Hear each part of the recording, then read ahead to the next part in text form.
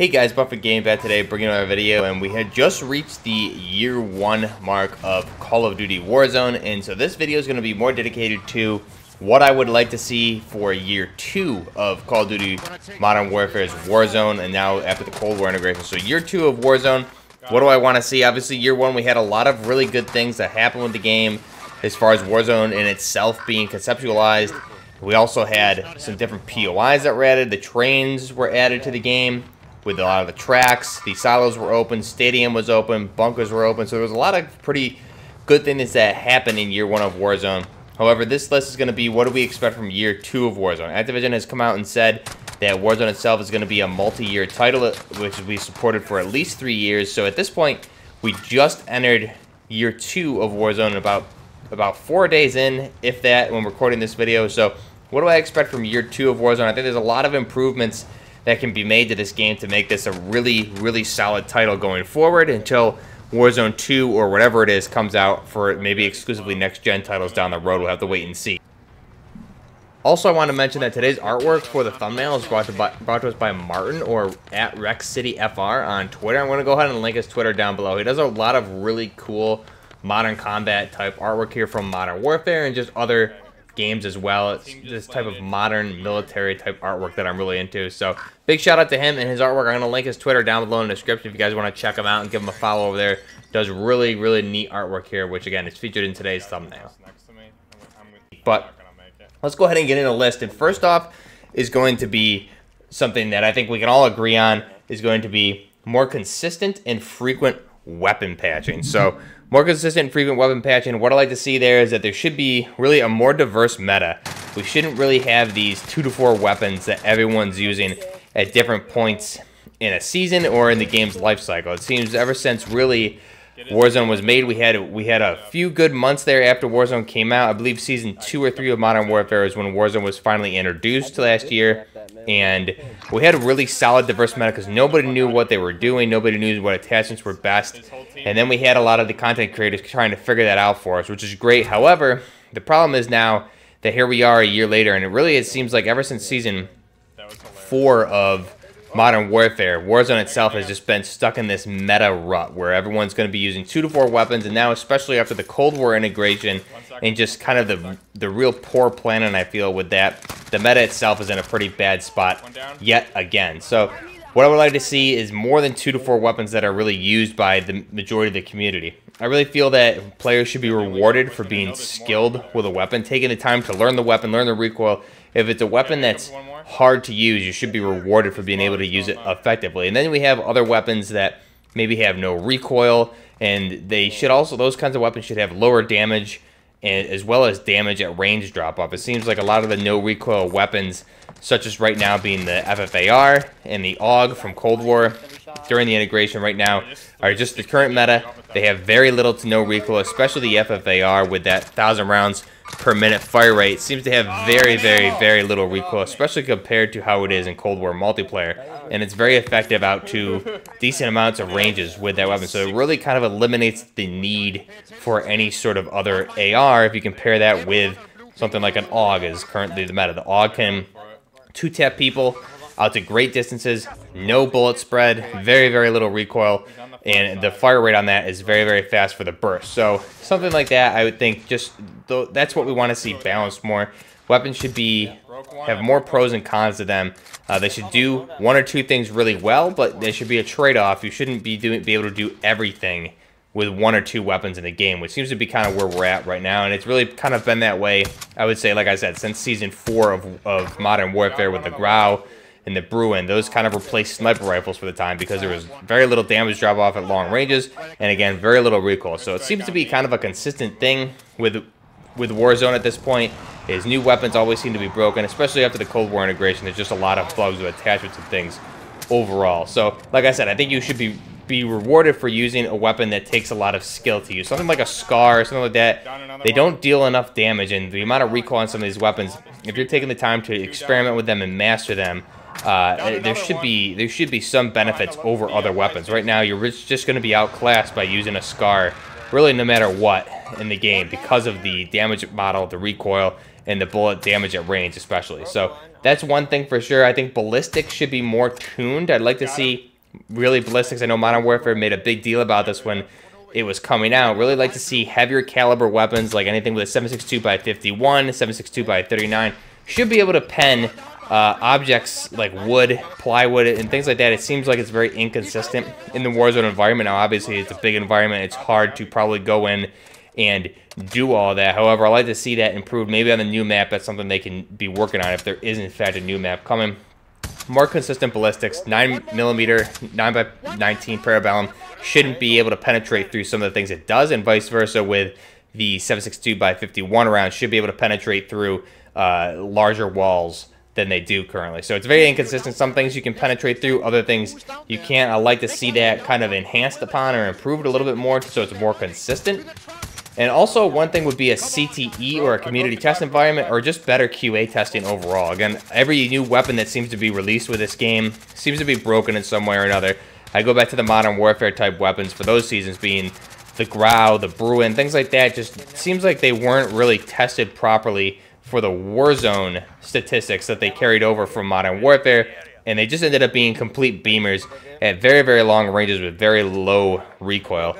So you don't have to be too skilled to use the weapon, which is great. However, they were doing a lot of damage out at range, and it really negated the use for any sort of sniper rifle at that point. So things like that, more consistent, or I guess more diverse attachments. You shouldn't have only a VLK. It seems like everybody wants to run the VLK, so there really should be a more wide variety of things to choose from, and things that are made viable within the game. So more consistent and frequent weapon patching to do all that would be really great for year 2 of Warzone. Moving on, the next item would be a new map. So right now we've been in Verdansk, obviously, the whole year 1 of this, and it seems like there is, due to the leaks and rumors, that there is a new map coming here for year 2, being the Ural Mountains, which is basically all of the Fireteam Dirty Bomb maps combined, the same way Modern Warfare did the Spec Ops maps and combined them into Battle Royale. So that map is said to have 23 points of interest, whereas Verdansk has 20. Now, again, that's all rumors, nothing confirmed right now. However, a new map I think will be really good for the game. Something fresh and new to really make players uncomfortable in different situations, so you really don't know where you need to go, when you need to go there, what objects you can scale up to get around without going through doors, like jumping up on fences to buildings and things like that. A lot of things like that. Just that new overall environment really, I think, slows down the gameplay and makes it much more enjoyable from my perspective, at least. I'd also like to see, believe it or not, the Blackout map return from Black Ops 4. The Blackout map, I really had a lot of fun with that map. I enjoyed it a lot, and Trash did a really great job of updating that map very, very consistently, whether it be seasonal changes or big map changes, 2 points of interest, adding new points of interest, things like that. The Blackout map was a lot of fun. I'd like to see that come back, to be honest. I had a lot of fun on that map, even if it's just a limited time thing, kind of like they did with Rebirth Island. I would still really just love to see that. I had a lot of fun playing that map in Blackout, and I'd like to see it come back eventually. Next up will be TTK, or armor adjustments. So right now in Warzone, the TTK, I feel, is one of the responsible parties, along with the meta, for kind of having issues with the meta currently. So we talked about consistent, more frequent weapon patching, but the fast TTK in the game itself makes reliance on easy weapons kind of a necessity right now. So if you're using weapons that are not easy to use, you're kind of putting yourself at a huge disadvantage because of how quick the TTK is. So I'd like to see the TTK, or time to kill, decreased slightly. That way, players will have less reliance on overpowered weapons and more dependency on pure gun skill. That's one thing I really enjoyed about Blackout, is you could be getting shot from behind and still turn on somebody and have time to know to figure out what's happening in the situation, and you can still win that gunfight because players had to land their shots, and that was really enjoyable to me. Obviously, I do enjoy Warzone better than Blackout, but Blackout had a lot of aspects of it that I really wish were carried over to Warzone, and the TTK being one of them. I don't think it should be decreased a lot, but a little bit longer, just so that you have some of these weapons that are in fact overpowered, like an AUG, an FFAR, a Grau, a DMR-14, so you actually have time to react, and you have to really rely more on gun skill than just using easy OP weapons. I think it would put everyone at a better advantage, and again, having to learn your weapon and be good and skillful with a weapon versus just picking up the latest meta of the season. Got 2 bundles on the buy, guys. Next up would be movement changes. I think Warzone movement, not too bad. However, I would like to see cooldowns with some things. So that being sliding, sprinting, and jumping. Seems like the meta, obviously, throughout the entire life cycle of the game has been to sprint, super sprint, and slide. And that makes movements very, very crazy looking. And just the other day I played around, there's a setting in the options menu where you can put on auto tack sprint enabled, and what that'll do is you'll always tactical sprint or super sprint the whole time whenever you're moving, no matter what. There's really no walking unless you're moving very, very, very, very slow on purpose. So it makes everything very, very twitchy, and the movement in general is just a little bit too insane in my opinion. It makes the characters do things that makes it very hard to hit, and obviously that's the point of the game. However,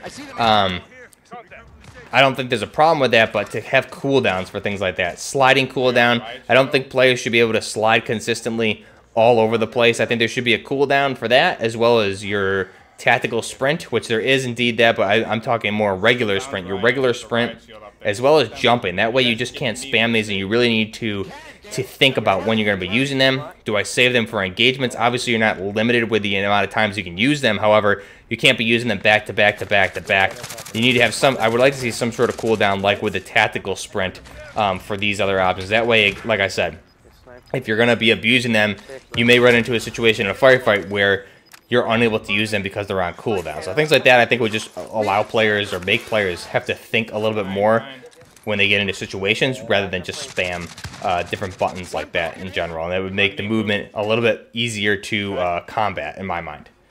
Right behind me. Next up would be new modern content. So as a Battlefield fan originally who came over to Modern Warfare because it had something to offer that really had not been offered by Battlefield for the last 7 years, this is really what I joined into Modern Warfare for, and really what I loved about Warzone. So I think really one thing here is that the Battlefield fan base that came to Modern Warfare because of what it had to offer has been utterly left out to dry, at least the past 6 to 8 months at this point. Near the end of the Modern Warfare life cycle, as Cold War was getting ready to come out, Infinity Ward really you could see almost was stepping back. Obviously they were transitioning off. Content drops, different store items really became less and less frequent. And here we are at a point now that Cold War's out and there's really no modern content whatsoever. We know there's new weapons that are on the way from Modern Warfare, but the question is when, and there's different bundles that we don't have any word that really are acknowledgement that they officially exist from Activision at this point.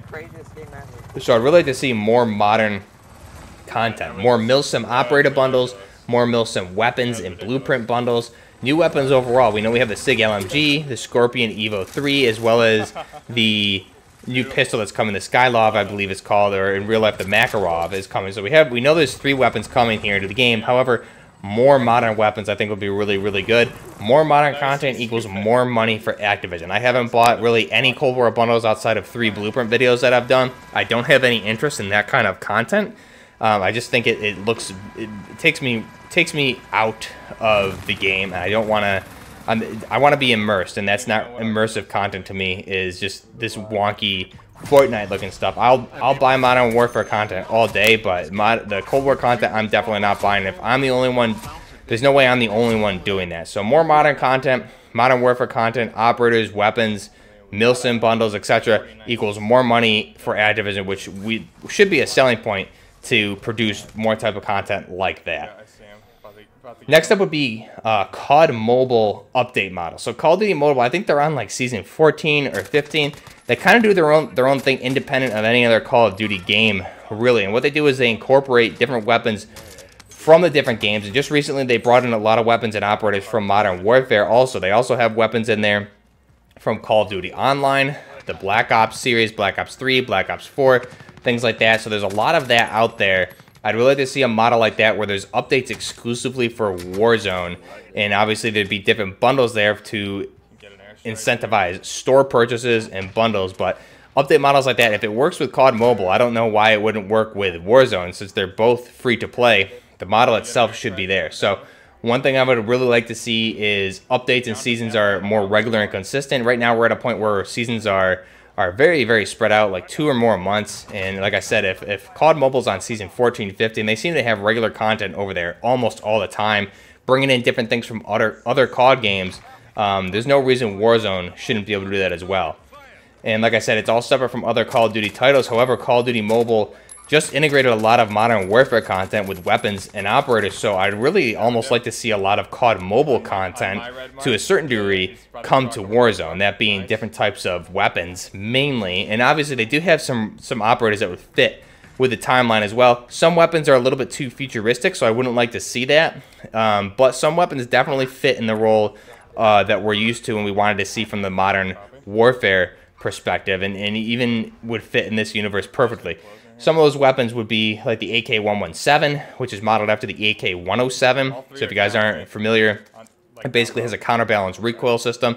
It fires the same as the AK-74M, being 545 by 39 millimeter, and it has a very, very fast rate of fire above the typical AK. So it fires at 850 rounds per minute, and in COD Mobile, I believe it fires at around 950 rounds per minute. So a very fast rate of fire, very low recoil because of the counterbalance. Overall, a very nice and modern looking gun in Call of Duty Mobile, which I'd really like to see make its way to Warzone exclusively. Some other weapons just to list off would be like the LVOA-C. Is really the base M4 in COD Mobile is the LVOA-C, which is very interesting. They have the right handguard and everything, so the base M4 is that. They have their own gunsmithing in COD Mobile, which again, they took a lot from Modern Warfare. However, there's exclusive attachments for weapons there too. They also have, which I was scrolling through and found pretty interesting, the AKU-94, which is the bullpup variant of the AKM, which is kind of an aftermarket item, but again, that is in the game.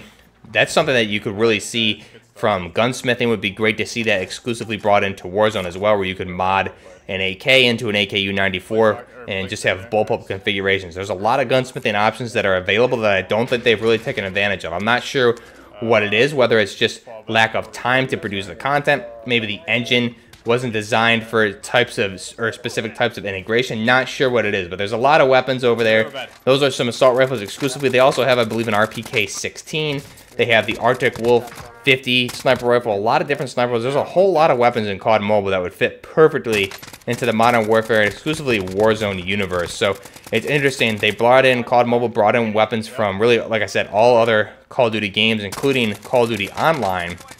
So Warzone should be a really interesting place to bring that into next. And again, these are weapons that they have the models already. They should just be able to kind of bring them in like they did with the Cold War content. However, we want to see that more thought out, though, obviously. We don't want to have broken weapons and broken attachments, but I think a lot of the gunsmithing in COD Mobile mimics Modern Warfare. So that would be a much easier integration with some of those weapons. So that would be something I would really like to see as well to keep this game alive in Year 2 going into Year 3.